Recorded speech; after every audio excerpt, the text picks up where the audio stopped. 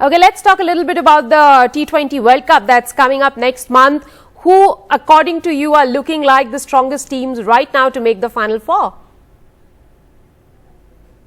There's one thing I've learned about T20 cricket is that you can't predict anything in this game because, especially in that format, anyone can beat anyone.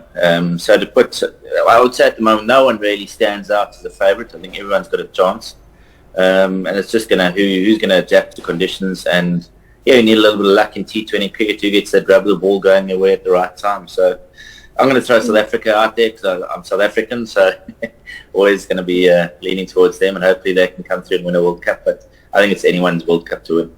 Well, I'll give you that. But Jacques, you've coached in India and you know how IPL has helped all these players transform into fantastic cricketers. Let me ask you, who will be the biggest X factor for India in the World Cup?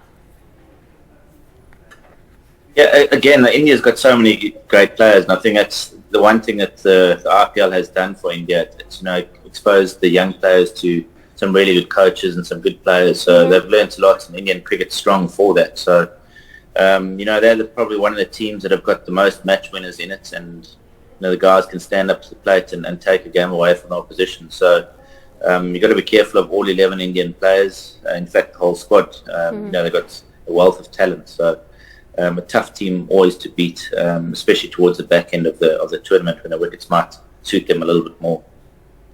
Jacques, the big question that everyone's asking after Virat Kohli was back in form is whether he should open the innings in T20 with Rohit Sharma and give himself that much time to build the innings.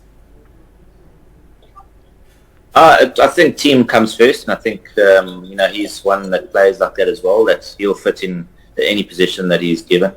But nice to see him back in form. He's a class player, and it was just a matter of time until he got a few runs under his belt again. So he could fit in anywhere in the order, but he played really well and obviously got the 100. So hopefully his confidence is back for India's sake, and he can get back into the runs consistently.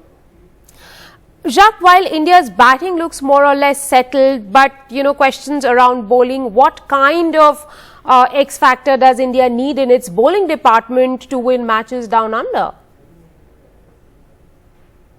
I think experience in the spin department is going to play a big role. So someone that's played a role in a lot of World Cups and played a lot of cricket, that always counts, because in Australia the wickets don't turn as much, so you've got to be quite smart there. So I'm sure they'll go with a smart route, lean on experience, if you ask me. Jacques, so India has 6 matches before the World Cup, and big question whether Rishabh Pant or Dinesh Karthik should play the wicketkeeper's role in the first match against Australia. Team India has brought in DK. Do you think Pant can play a role in India's success down under?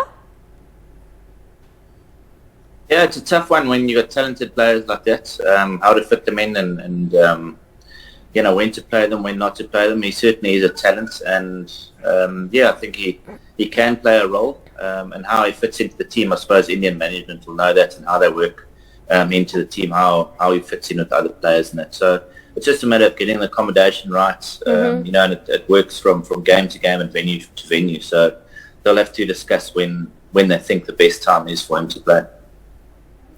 Right, thank you very much, Jacques Kallis, for your valuable time. Enjoy the league in India while Team India figures its final 11 for the World Cup in just under a month's time.